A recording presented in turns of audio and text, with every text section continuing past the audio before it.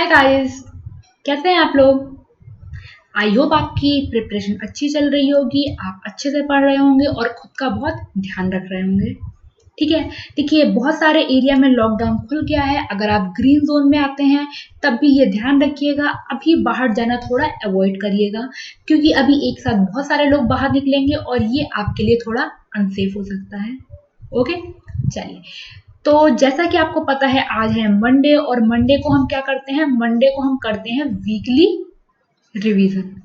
यानी कि मैं आज आपको लास्ट वीक के करंट अफेयर्स का रिवीजन करवाऊंगी। आज मैं आपको 30 एमसीक्यूज करवाऊंगी।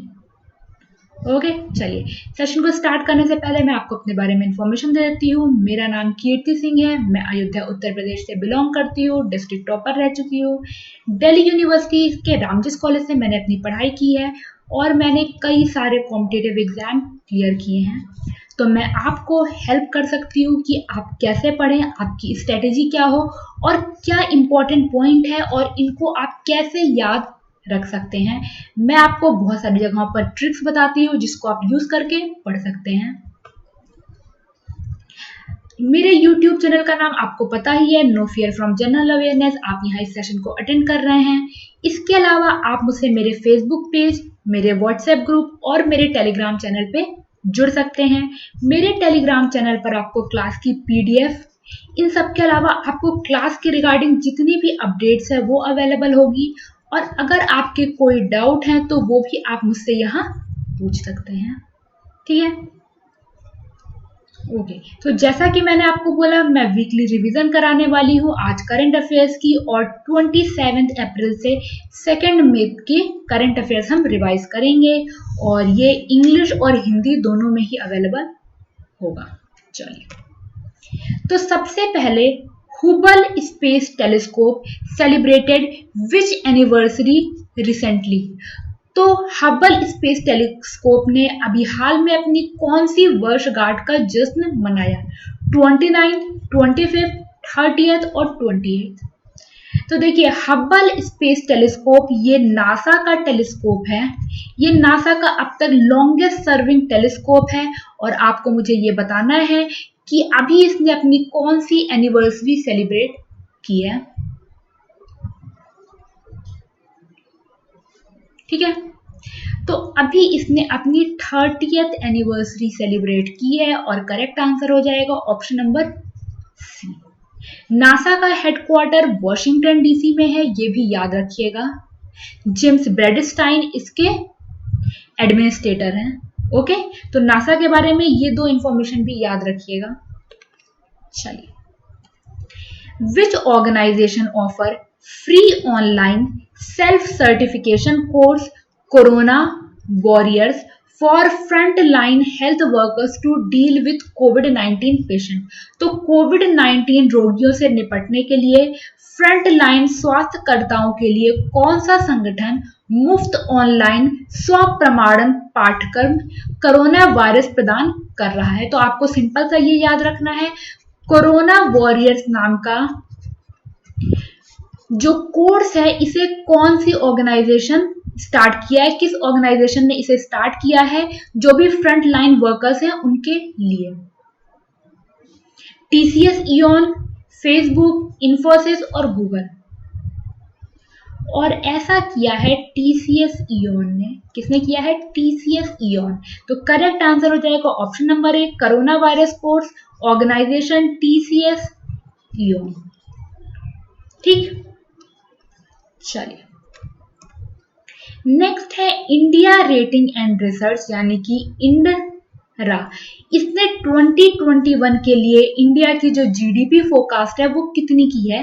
तो देखिए, पहले इन्होंने 3.6% फोरकास्ट की थी, अभी इन्होंने रिड्यूस कर दी है। तो आपको मुझे बताना है 2021 के लिए जो भारत का आर्थिक विकास है वो इंडिया रेटिंग एंड रिसर्च ने कितना प्रेडिक्ट किया है, कितना अनुमान लगाया है। 2.9, 0.2, 1.9 और 1.2।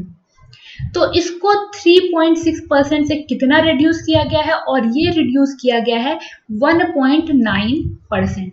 यानी कि आपको याद रखना है इंडिया रहा, इसके अकॉर्डिंग इंडिया की जीडीपी 2021 के में 1.9 होने वाली है।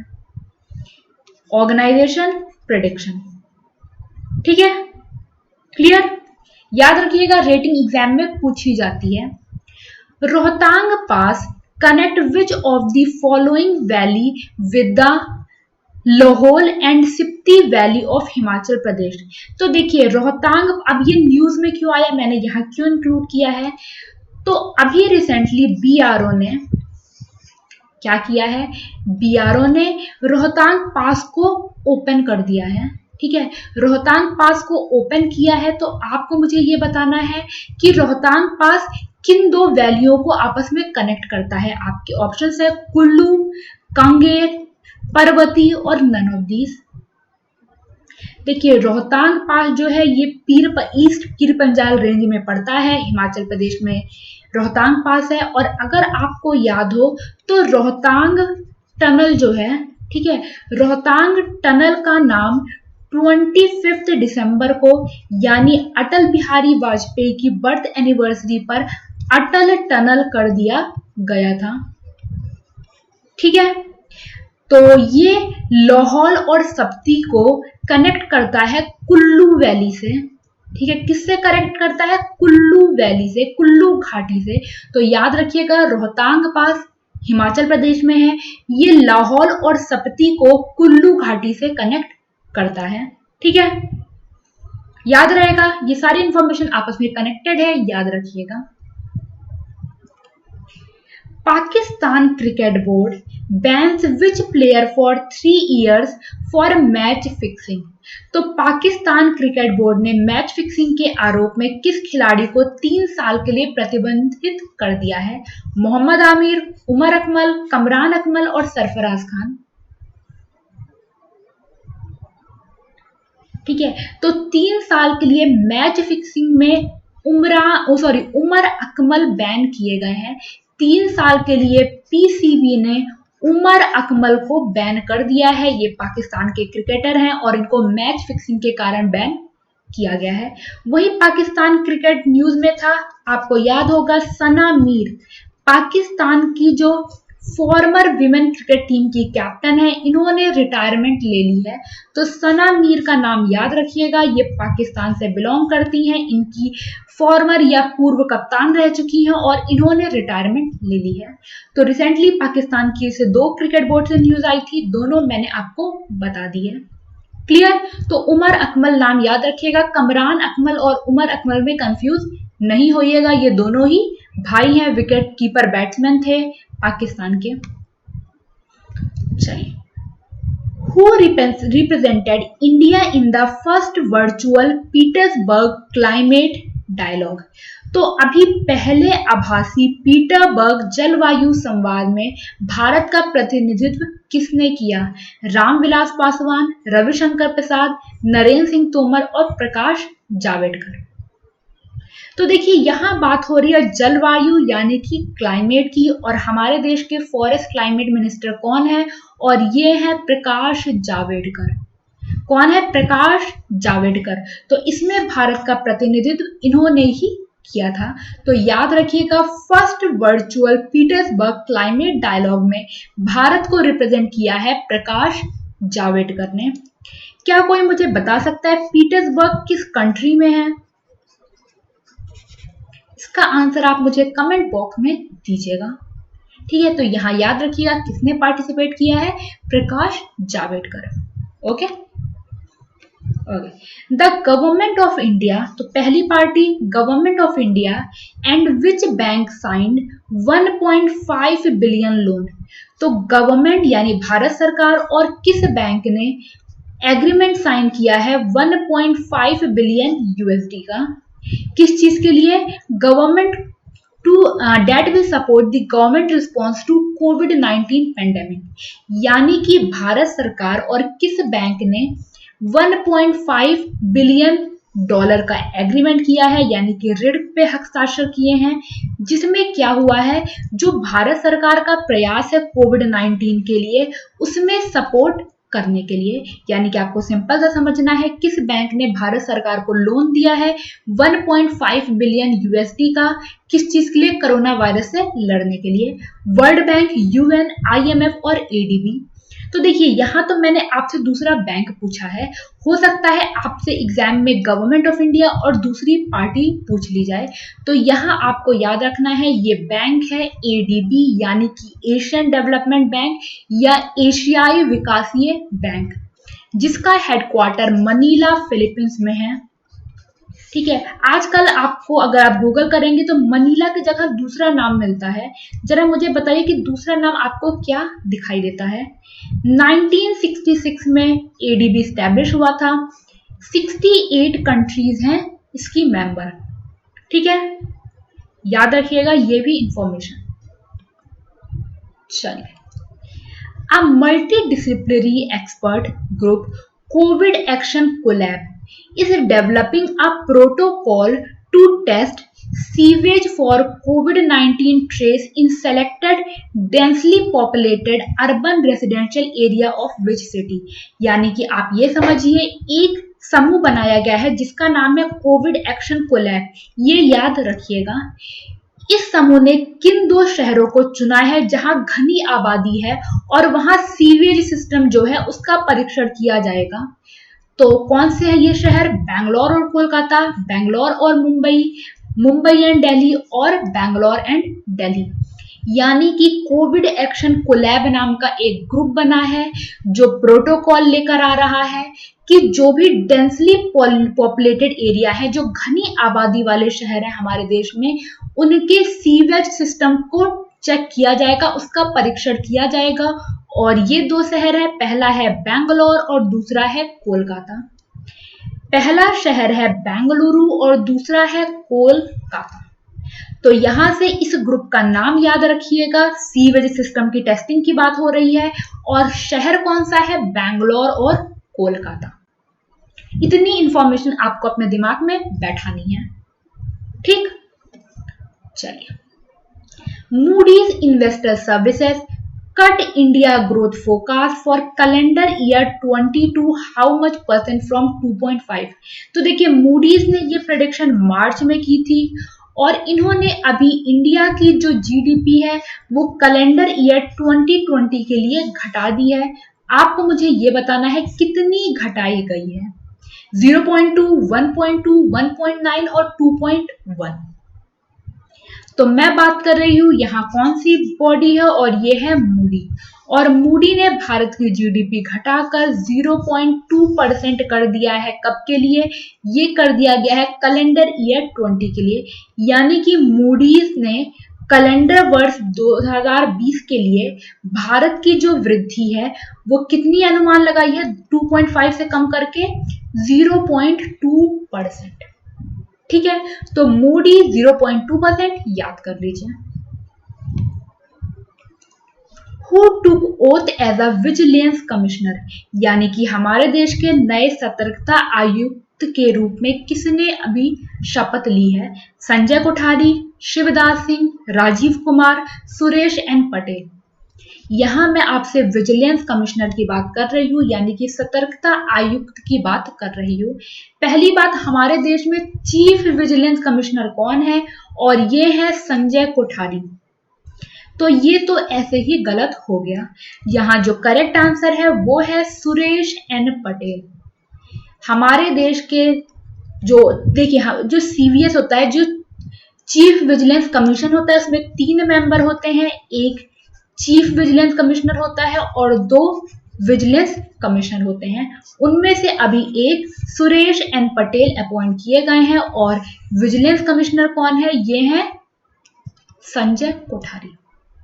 क्लियर है? ओके, चलिए, who has been appointed as the chairperson of the PESB यानी कि पब्लिक एंटरप्राइजेस सिलेक्शन बोर्ड, सार्वजनिक उद्यम चयन बोर्ड के अध्यक्ष के रूप में किसे नियुक्त किया गया है? जितेंद्र पटेल, संजय कोठारी, राजीव कुमार, सुरेश एन पटेल। तो देखिए यहाँ आपके लिए बहुत ही इजी हो गया है। संजय कोठारी सीवीसी हैं, सुरेश एन पटेल वीसी हैं यानी कि विजिलेंस कमिश्नर हैं। तो आपके पास सिर्फ 2 ऑप्शन बचे हैं, ठीक है। और ये फॉर्मर फाइनेंस सेक्रेटरी यानी कि फॉर्मर वित्त सचिव राजीव कुमार को अपॉइंट किया गया है। जरा मुझे फटाफट कमेंट बॉक्स में ये बताइए कि अभी हमारे देश के फाइनेंस सेक्रेटरी या वित्त सचिव कौन है, ठीक है। तो राजीव कुमार जो फॉर्मर फाइनेंस सेक्रेटरी पूर्व वित्त सचिव थे, उनको PESB public enterprises selection board यानी कि सार्वजनिक उद्यम चयन बोर्ड का नया अध्यक्ष बनाया गया है। तो correct answer option number C. The total global military expenditure rose by how much percent to 1917 billion USD in 2019? तो देखिए अभी जो ग्लोबल मिलिट्री एक्सपेंडिचर है वो कितना हो गया है 1917 USD। आपको मुझे ये बताना है ये कितना परसेंट बढ़ा है 2019 में, 2.6, 3.6, 4.6 और 1.6। यानी कि 2019 में कुल वैश्विक सैन्य व्यय कितना प्रतिशत बढ़ा है और ये बढ़कर 1917 अरब डॉलर हो गया है। तो सबसे पहले इसका जो आंसर है वो है 3.6%। कितना है 3.6%। और इसमें जो कंट्री टॉप पर है वो है यूएसए यानी कि अमेरिका, दूसरे पोजीशन पे है चाइना यानी कि चीन और तीसरे पोजीशन पर है इंडिया यानी कि भारत। ये 3 सबसे ज्यादा खर्च करने वाली व्यय करने वाले देश हैं। तो भारत की पोजीशन इस पे 3rd पे है, फर्स्ट पर है यूएसए और ये बढ़ा है 3.6%। तो correct answer option number B. चलिए, which state chief minister launch Jagannath Vidya Deevena scheme? किस स्टेट के मुख्यमंत्री ने जगन्नाथ विद्या दीवेना योजना शुरू की है? तमिलनाडु, ओडिशा, आंध्र प्रदेश, कर्नाटक, ठीक है। और जगन्नाथ विद्या दीवेना योजना सबसे पहले इसको स्टार्ट किया है वाईएस जगनमोहन रेड्डी यानी कि आंध्र प्रदेश द्वारा इस स्कीम को शुरू किया गया है।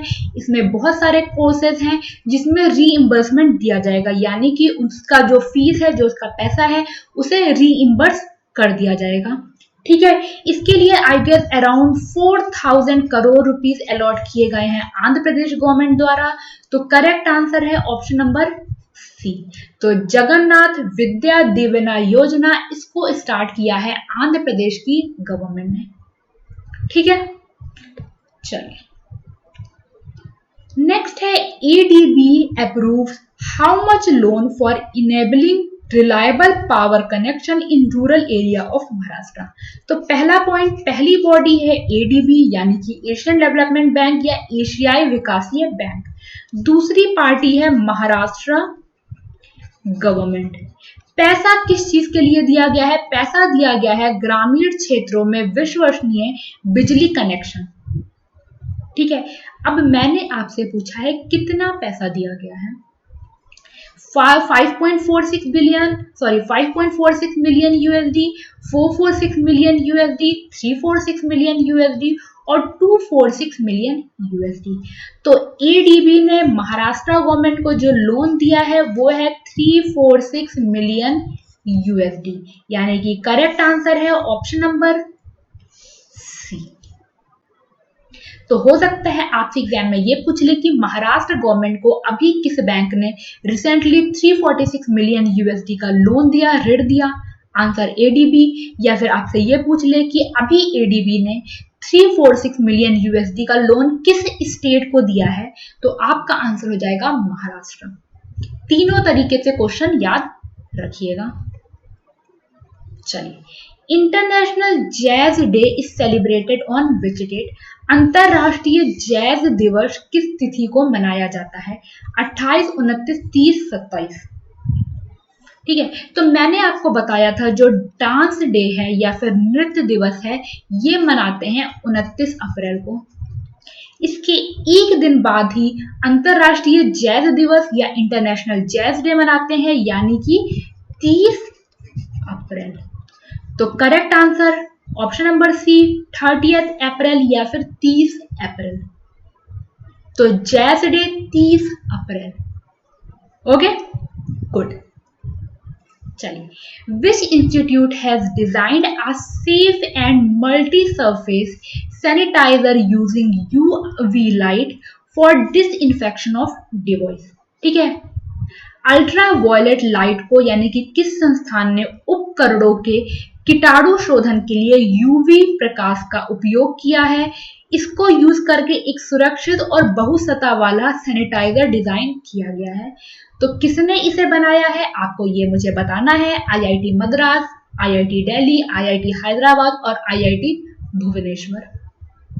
तो ध्यान रखिएगा, यहां बात कर रही हूं मैं यूवी लाइट यानी कि अल्ट्रा वायलेट प्रकाश की।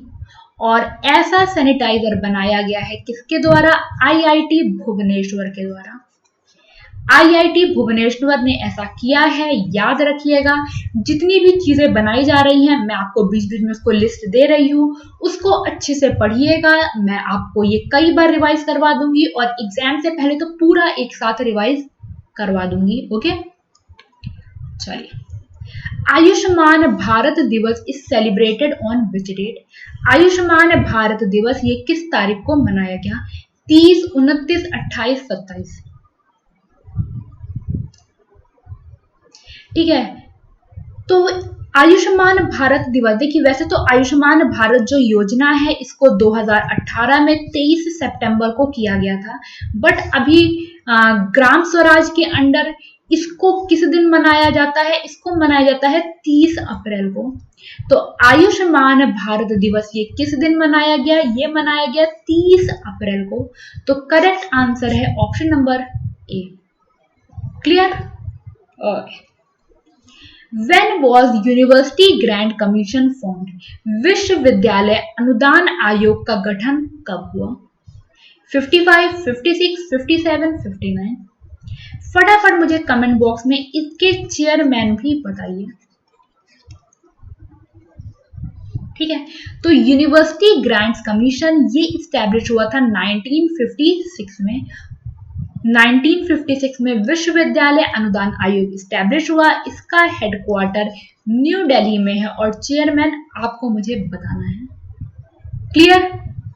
चलिए, which organisation name India among countries of particular concern over condition of religious minorities, यानी कि धार्मिक अल्पसंख्यकों की स्थिति पर विशेष चिंता के देशों में किस संगठन ने भारत का नाम रखा है?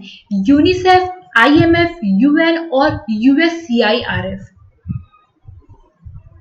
ठीक है, तो विशेष चिंता का देश किस कैटेगरी में? रिलीजियस माइनॉरिटी या धार्मिक अल्पसंख्यक। और ऐसा किया है US commission for international religious freedom यानी कि यूएससीआईआरएफ। इन्होंने भारत को विशेष चिंता के देशों में रखा है धार्मिक अल्पसंख्यकों के लिए। तो करेक्ट आंसर है option number B. Okay, Maharashtra day and Gujarat day is celebrated on which date? तो Maharashtra day and Gujarat day कब मनाया जाता है, किस तिथि को मनाया जाता है, ये आपको मुझे बताना है। 2 मई, 30 अप्रैल, 3 मई और 1 मई।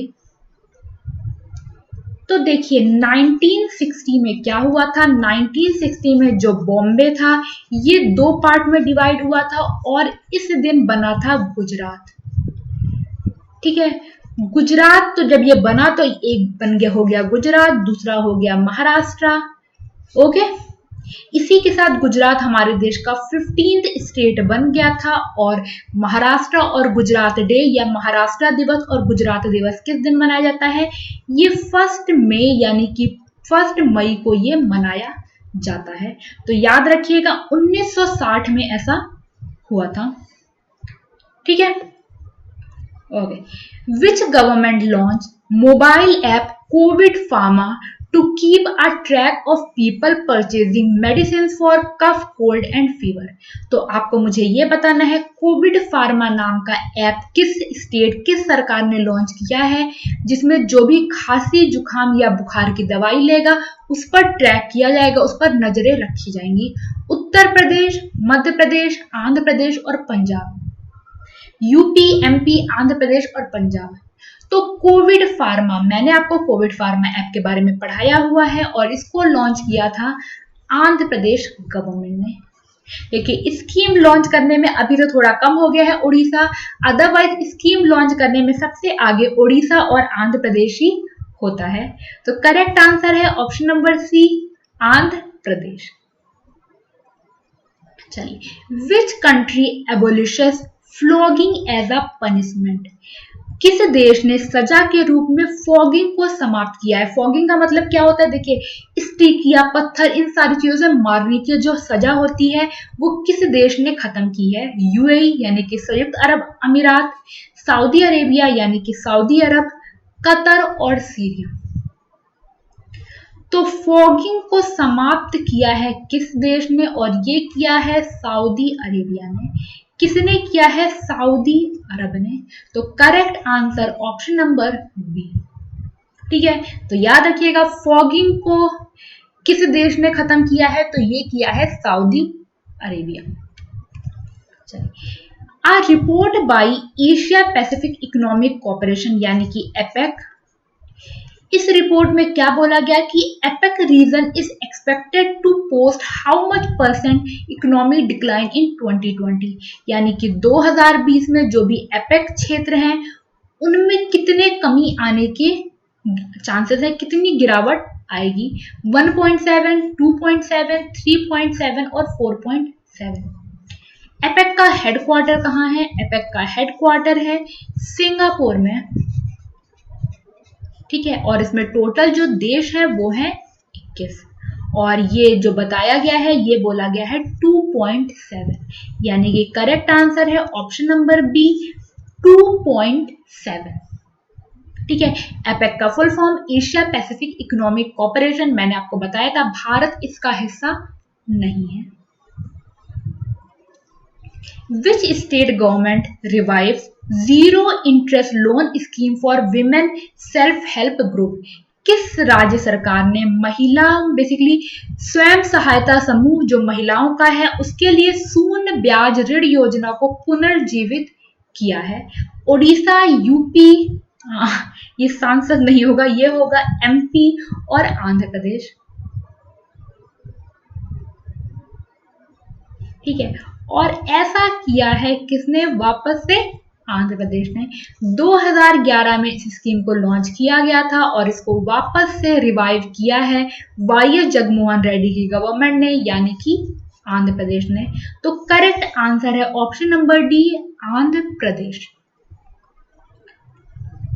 बसवा Jayanti was celebrated on which date, Basava Jayanti किस दिन मनाई जाती है। ठीक है, तो बसवा ये 12th सेंचुरी के बहुत फेमस फिलोसफर हुआ करते थे, ये विश्व गुरु थे और इनके नाम पर ही इस जयंती को मनाया जाता है। किस दिन मनाया जाता है ये आपको मुझे बताना है, 25, 26, 27, 28। तो बसवा जयंती जो है ये 26 अप्रैल को मनाई जाती है, यानी कि करेक्ट आंसर है ऑप्शन नंबर बी। ये इसलिए इंपॉर्टेंट है क्योंकि प्राइम मिनिस्टर ने अपना मतलब उन्होंने बेसिकली बोला था, अपना आदर दिया था, तो उसी लिए ये न्यूज में वापस आ गया, तो याद रखिएगा। Okay. Which city used the spraying of sanitizer in selected area of the city under Smart City Mission? यानी कि स्मार्ट सिटीज मिशन के तहत किस सिटी ने अपने चुनिंदा इलाकों में सैनिटाइजर का छिड़काव किया है। ठीक है, ऐसे तो बहुत सारी सिटीज ने किया, बट स्मार्ट सिटीज मिशन के अंडर अभी किसने किया है, इंदौर, पुणे, बैंगलोर, वाराणसी। ओके, और इसका करेक्ट आंसर है बनारस, यानी कि वाराणसी, यानी कि काशी।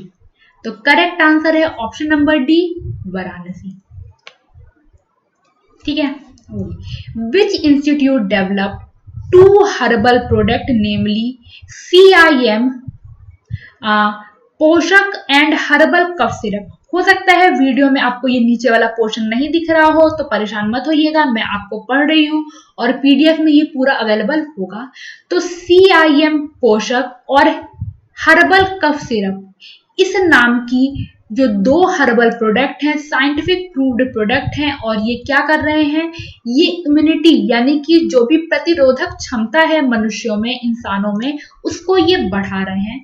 तो इसको किसने डेवलप किया है? IISc Bangalore, the central institute of medical and aromatic plant यानी कि CIM, AB Lucknow, AIIMS Delhi, और Shri Chitra Tirunal institute for medical science and technology की, जो कि तिरुवनंतपुरम में है। ठीक है, तो SCTIMST कौन सी ऑर्गेनाइजेशन है जिसने CIM पोषक और हर्बल कफ सिरप डेवलप किया है? तो आपको इनके नाम में ही दिख रहा है CIM, तो ये इंस्टीट्यूट यही है, the central institute of medicinal and aromatic plants Lucknow. ठीक है, इन्होंने ही ये दो कफ सिरप डेवलप की है। Okay, question number 28, Vijay Mishra dies in Bhubaneswar, he belongs to which profession? तो विजय मिश्रा की अभी भुवनेश्वर में डेथ हुई, यानी कि ये कहां से बिलोंग करते हैं?